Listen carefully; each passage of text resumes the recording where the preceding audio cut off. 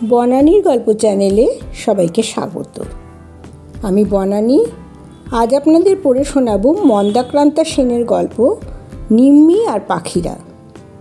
পশ্চিমের উঠোনে একটা নিম গাছ, বাড়ির বাউন্ডারি ওয়ালের গা ঘেঁষে। সেখানে যে কত পাখি আসে, অজন্তা বই দেখে দেখে আর গুগল সার্চ করে করে তাদের কয়েকজনের নাম জেনেছে। কাক, শালিক, চড়াই এরা তো আছেই, আসে বুলবুলি, টুনটুনি, টিয়া, চন্দনা, কোকিল, ফিঙে, ল্যাজঝোলা, পাপিয়া, ঘুঘু, বসন্তী বৌড়ি, ছাতার, এমনকি বিরল নীলকণ্ঠ। গাছটা একটা বিরাট বাসাবাড়ি, সেখানে সবাই মিলে সুখে দুঃখে একসঙ্গে থাকে। অজন্তার মনে হয় ওই বিরাট নিম গাছটা তার সম্পদ, তার ঐশ্বর্য, তার প্রকৃতি পরিচয়ের বই। সে ওই গাছটা নিয়ে যাকে বলে মজে থাকে। কাজের বাইরে যেটুকু সময় পায় বসে থাকে ক্যামেরা তাক করে, ছবি তুলে নিজে দেখে, বন্ধুদের দেখায়, বন্ধুরা প্রশংসা করে।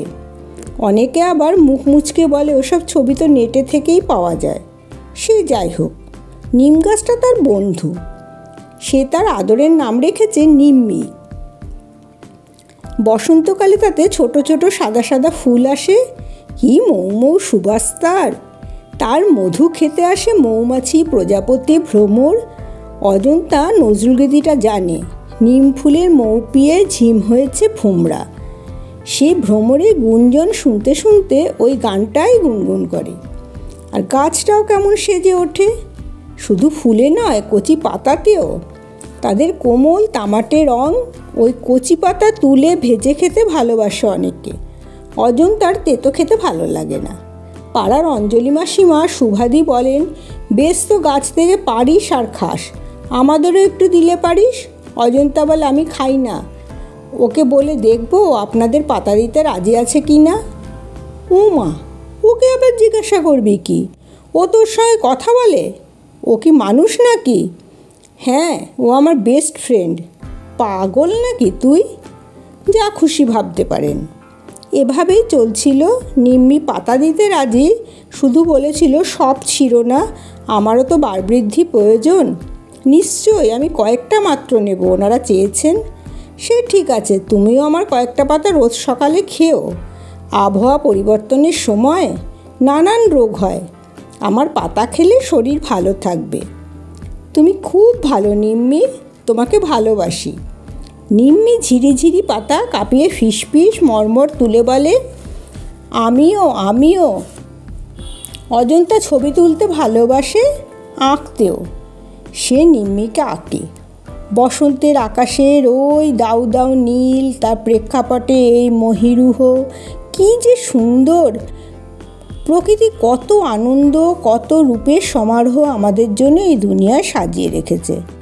আমরা কজন তাকে দেখি, কজন তাকে চিনি, কজন তাকে চাই? এত আলো, এত রং, অজন্তা কিছুতেই তাকে মন থেকে ড্রয়িং খাতায় নামাতে পারে না। যাই আঁকে মনে হয় কিছুই হলো না। তার তাকিয়ে থাকতে বেশি ভালো লাগে, দু চোখ ভরে দেখে। ছবি যদিও বা আঁকা যায়, এই সুবাস তো আঁকা যায় না। এই দক্ষিণা বাতাসের কোমল সতেজ স্পর্শ তো আঁকা যায় না, শুধু অনুভব করে রাখতে হয়। মানুষ শব্দ আর ছবি ধরে রাখার কায়দা শিখেছে, গন্ধ স্পর্শ ধরে রাখতে এখনও শেখেনি। এখানেই মন যন্ত্রের চেয়ে এগিয়ে। তার কেমন নেশাগ্রস্ত লাগে এই নীল আকাশ, এই সোনা রোদ, এই সফেদ মেঘ, এই ঝকঝকে সবুজ পাতা, এই ফুল, এই সুগন্ধ। এ যেন কি এক উৎসবের আয়োজন। সেখানে অজন্তাকে নিম্মি নেমন্তন্ন করেছে। অজন্তার নিজেকেও ভাগ্যবান মনে হয়, নিম্মির কাছে তার কৃতজ্ঞ বোধ হয়। প্রকৃতি বড় কোমল, বড় দয়ালু, কিন্তু কোনো কারণে রেগে গেলে সে সাংঘাতিক হয়ে উঠতে পারে। তখন সে ধ্বংসাত্মক, তখন তার রূপ দেখে ভয়ে কেঁপে উঠতে হয়। এই যেমন আজকাল যেসব ঝড় আসছে, বিজ্ঞানীরা তাদের নানান নাম দেন। তারা পৃথিবীর নানান প্রান্ত আক্রমণ করে। এবার কলকাতা আছড়ে পড়ল সেই রকমই এক ঘূর্ণিঝড়, তার নাম আমফান। প্রকৃতির ভয়াবহ ধ্বংসলীলা। এত ঝড়, মনে হচ্ছে বাড়ি ঘর সহ পুরো পৃথিবীটাই উড়ে যাবে। অজন্তা দরজা জানলা বন্ধ করে ভয়ে কাঁপছিল।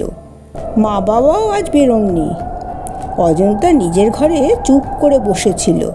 বাইরে মারাত্মক ঝড়ের মাতামাতি, বাতাসের গোঁ গোঁ আওয়াজ, যেন প্রকৃতির গর্জন, প্রকৃতির রোষ।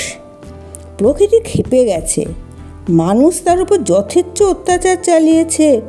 প্রকৃতি নিজের মতো করে নিজের ভারসাম্য বজায় রাখে। সেটা না মেনে মানুষ যথেচ্ছ গাছ কেটেছে, অবৈজ্ঞানিক পদ্ধতিতে নদীতে বাঁধ দিয়েছে। এত অত্যাচার প্রকৃতি আর সহ্য করতে না পেরে রুখে দাঁড়িয়েছে। তার রোষে মানুষের প্রাণ নিয়ে টানাটানি, কত মানুষ গৃহহারা। অজন্তা একবার ভাবল কোনো বই পড়ে অথবা আঁকে, কিন্তু কিছুতেই সে মন বসাতে পারছে না। প্রচণ্ড শব্দে বাজ পড়ল। সে কি ছুটে মায়ের কাছে যাবে? না না, সে তো এখন বড় হয়ে গেছে, তাকে ছেলে মানুষই মানায় না। সে একা একা ভয় সামলানোর চেষ্টা করে, কিন্তু বাইরে প্রকৃতি ক্রমেই ক্ষুব্ধ থেকে ক্ষুব্ধতর হচ্ছে। সব কি আজ ধ্বংস হয়ে যাবে? ভাবতে না ভাবতে সারা বাড়িটা সশব্দে কেঁপে উঠল। কিসের বিকট আওয়াজ? বাড়ি ভেঙে পড়ল নাকি? অজন্তার ভয় সামলাতে না পেরে চেঁচিয়ে উঠল, মা মা! মা ছুটে এলেন, চোখে মুখে আতঙ্ক। তিনি নিজেও এখন মেয়ের মতো ভয় পেয়ে গেছেন। ভয় পেয়েছেন বাবাও। বললেন, কি একটা ভেঙে পড়লো মনে হলো, বাড়ির কোনো অংশ কি? মা বললেন, আওয়াজটা তো এলো এদিক থেকেই, দাঁড়াও জানলাটা একটু খুলে দেখি। তিনি জানলাটা খুলতে ঝড়টা যেন ঘরের মধ্যে দাপিয়ে চলে এলো। দাঁড়িয়ে থাকা যাচ্ছে না, এমন হাওয়ার জলের ঝাপটা। বাইরেটা বৃষ্টিতে কুয়াশার মতো সাদা। তাতেই যা চোখে পড়ল, তাতে অজন্তার আপাদ মস্তক কেঁপে উঠল। নিম গাছটা শেকড় থেকে উপড়ে ভেঙে পড়েছে বাউন্ডারি ওয়ালের ওপর। যুগপৎ গাছ আর দেওয়াল ভাঙতেই ওই বিকট আওয়াজ। অজন্তা কোকিয়ে উঠল, মা, নিম্মির কি হবে? ও আর উঠবে না? নিম্মিটাকে? বাবা জানতে চাইলেন। অজন্তা বলল, নিম গাছ, ও আর উঠবে না? মা বললেন, দেওয়ালটা গেল। বাবা চিন্তান্বিত হয়ে বললেন, হ্যাঁ, সারাতে অনেকগুলো টাকা যাবে। ভাগ্যিস বুড়ো গাছটা অত বড় শরীর নিয়ে এদিকে পড়েনি, তাহলে ঘরের দেওয়ালও ভাঙত। সে তো আরও বিপদ। ওদিকে পড়েছে বলে বাউন্ডারির ওপর দিয়ে গেল। অজন্তা সবিস্ময় দেখল মা বাবা শুধু ঘর বাড়ি আর দেওয়াল নিয়ে ভাবছেন। নিম্মে যে পড়ে গেছে সেটা যেন কিছুই না। তার চোখে জল চলে এলো। বলল, বাবা, নিম গাছটা আর উঠবে না? বাবা বিরক্ত হয়ে বললেন, এই মেয়েটা তো শুধু গাছ গাছ করে গেল, এদিকে যে কি বড় ক্ষতিটা হলো। গাছ আবার উঠবে কি? ওটা কেটে ফেলতে হবে। না না বাবা, প্লিজ, ওকে সবাই মিলে ঠেলে দাঁড় করিয়ে দিলেও আবার সোজা হয়ে যাবে। বাবা আবার বিরক্ত হয়ে কিছু বলতে যাচ্ছিলেন। বাধা দিয়ে মা বললেন, ওকে বকো না, নিম গাছটা ওর বড় প্রিয় ছিল। নারে মিনিটেই গাছটা আর দাঁড়াবে না, ওর শেকড় ছিঁড়ে গেছে তো, ও আর বাঁচবে না। অজন্তা কান্না ভেজা গলায় বলল, নিম্মিকে ছাড়া কি করে থাকবো? কেঁদো না, কত মানুষের ঘর বাড়ি উড়ে যাচ্ছে ঝড়ে, তুমি সামান্য একটা গাছের জন্য কাঁদছো কেন? মা, গাছটা কত ভালো, আমাদের অক্সিজেন দেয়, গাছকে সামান্য বলছো তুমি? বাবা আবার রেগে গেলেন। বললেন, যত সব ছেলে মানুষই, কত কষ্ট করে বানানো ঘর বাড়ি ভেঙে গেল। আসলে তিনি যখন বাড়ি সারানোর পয়সা করে হিসেব করছিলেন।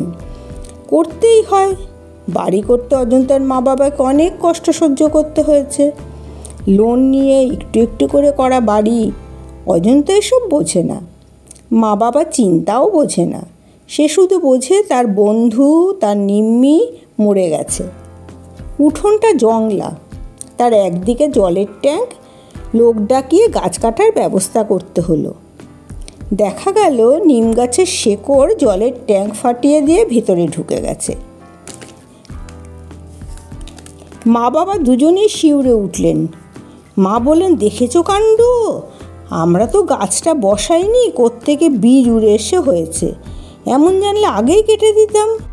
পশ্চিমের জানলা দিয়ে গ্রিলে মুখ ঠেকিয়ে অজন্তা দেখছিল নিম্মিকে কেটে ফেলা হচ্ছে। কেননা ও থাকলে তাদের বাড়িঘরের বিপদ, বাড়ি ভেঙে যাবে। সে বড় হয়েছে, শিশু তো নয়। সে বুঝতে পারছিল মা বাবার চিন্তার কথা। ঝড়ে বাড়ি ভেঙে পড়লে তারা গৃহহীন হয়ে যাবে। যেরকমই প্রবল দুর্যোগে ভেসে গেল, ভেঙে শেষ হয়ে গেল কত মানুষের ঘর, সংসার, সহায় সম্বল। মানুষ আজ আর্ত, কতদিনে আবার সবার ঘর হবে? ওই কাক, চড়াই, শালিক, বুলবুলি, টুনটুনি, টিয়া, পাপিয়া, ফিঙের দল, ওদের বাসা বাড়ি, ওদের বাড়ি যে ভেঙে গেল, ওদের কি হবে? ওরাও কি অন্য কোথাও ঘর খুঁজে নেবে, নতুন বাসা বানিয়ে নেবে? এই ঝড়ে ওরাও কি দলে দলে মরে গেল? অজন্তা মানুষের কষ্ট বোঝে, পাখিদের জন্যও তার মন খারাপ হয়। এই মন খারাপ তার মা বাবা ঠিক বুঝল না।